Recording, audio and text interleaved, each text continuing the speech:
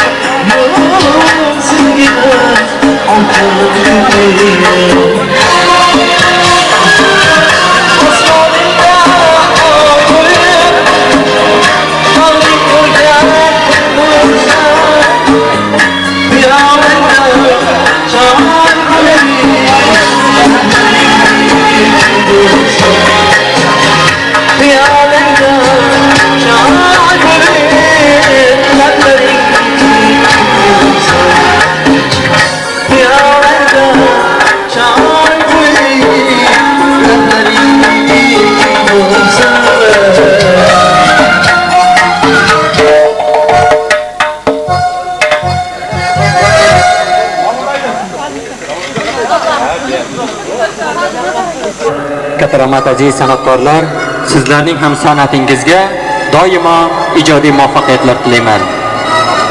Ko'z ochib yumguncha 10 yil o'tibdi. Kuni kechagina sho'x bola edi, otga fartuq taqib, sochlarga banti, o'ynab kulib yurgan sho'x bola edi. Hurmatli ustozlar, yubiley qatnashchilari, mana bugungi shadiyonamizning, bugungi yubiley kechamizning aziz mehmonlari, aziz ustozlarimiz davramizga tashrif buyurishgan. Kelingizlar hozirgi bo'ladigan davramizning tabrik so'ziga.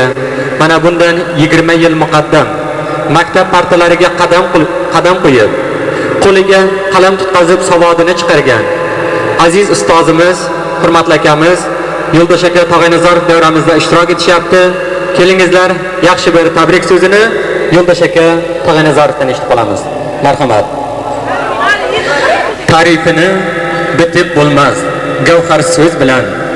Uning so'zi yetib bordi kosmosga qadar, oyga qadab alvon yolov teran ko'z bilan. O'qituvchi bu hayotni bezovchi zargar. Marhamat. Assalomu alaykum hurmatli do'stlar. Bugun sizlar 10 yillik yubiley ekan. Sizlarga sog'lom salomatlik, oilangiz taqdir, nasib bo'lsa 20 yillik, 30 yillik, 18 yillik yo'l o'tkazinglar. Oilangiz taqdir bo'lsin, tapıdan to'yaversin. 20 yillik tinch bo'lsin.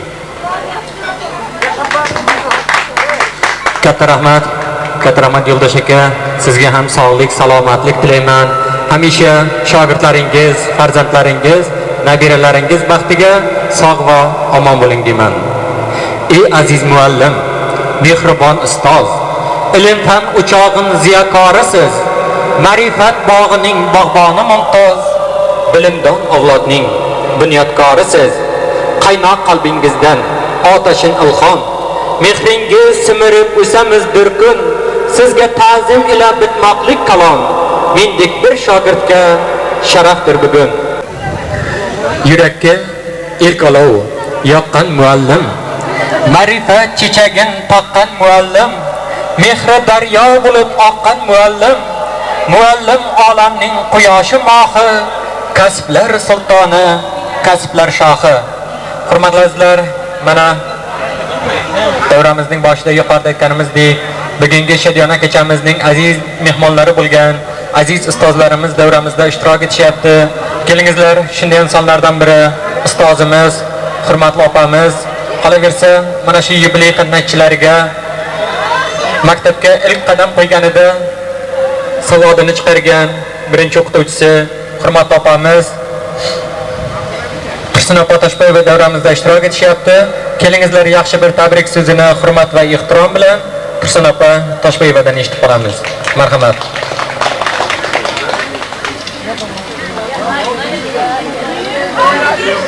Assalomu alaykum. Shu 10 yillik qatnashchilari, men avvalambor sizlarga sog'lik, salomatlik tilayman. Oilalaringizga katta baxt tilayman. 1985-yil 1-sinfga qabul qilingan vaqtda bu sinf ikkita sinf edi. A va B sinf bo'ldi. A sinfga ustozimiz Tog'aynazarov rahbarlik qildi, B sinfga esa men rahbarlik qilganman. Shu vaqtdagi bolalarni ilk bor maktabga qadam qo'ygan vaqtlarini hozir eslab o'tiribman. Birinchi bor kelgan vaqtda bular jajjigina o'g'il qizchalar edi. Kichkinagina, sochlari jingalakgina o'g'il bolalar edi. ilk bor kelgan vaqtda hech narsani bilmas edi bular. Birinchi bor maktab bilan tanishtirib, alifbe kitob bilan tanishtirgan vaqtdagi voqealar hozir ko'z oldimda o'tib turibdi. Men mana shularning 10 yil davomida o'tkazgan umrlarini 10 yil davomida egallagan kasb hunarlari bilan juda ham faxrlanaman. Har bittasining o'ziga yarasha kasbi, hunari bor. Hech qaysi bir ishsiz yoki kasbsiz emas. Hammasining o'ziga yarasha kasbi bor. Biri tijoratchi, biri o'qituvchi, biri vrach, hamshira, biri esa mana katta ishlarda ishlayapti. Shu bilan birgalikda men eng aziz o'quvchim, o'zimning o'quvchim Shuhrat bilan juda ham faxrlanaman. Chunki bu Shuhratjon magistraturani bitirdi. Men juda ham bu bilan faxrlanaman. Shuning ilk bor maktabga kelgan vaqti uni o'qigan o'qishlari, yozgan yozuvlarini hozir eslasam, shu mening nimamda oqlar degan umiddaman. Yana shu bilan birgalikda mana bu yerda juda ham ko'p aziz o'quvchilar, assalom. Farhodjon, men tijoratchi. Hammasi ham bu yerda Shonazar, Erkin, hammasi ham bir-biridan qolishmaydi. Hammasi ham juda ham shu elimizning, xalqimizning eng ishonchli kishilari, elimizga, xalqimizga o'zlarining xizmatlarini ko'rsatyapti. Har bittasi ikkita, uchtada farzandli bo'lmaganlari mana endi nasib bo'lsa farzandli bo'lishadi. Mana shularning oilalariga, farzandlarining eng baxtli inson bo'lishini tilayman. O'zlarining ishlariga juda ham katta rivoj tilayman. Kelgusi yilda bularni 20 yilliklarda, 30 yilliklarda, 50, hattoki 100 larga kirib yursin. Men hammasiga vaqt yo'l tilab qolaman. Shu bilan birgalikda sihat salomatlik tilayman.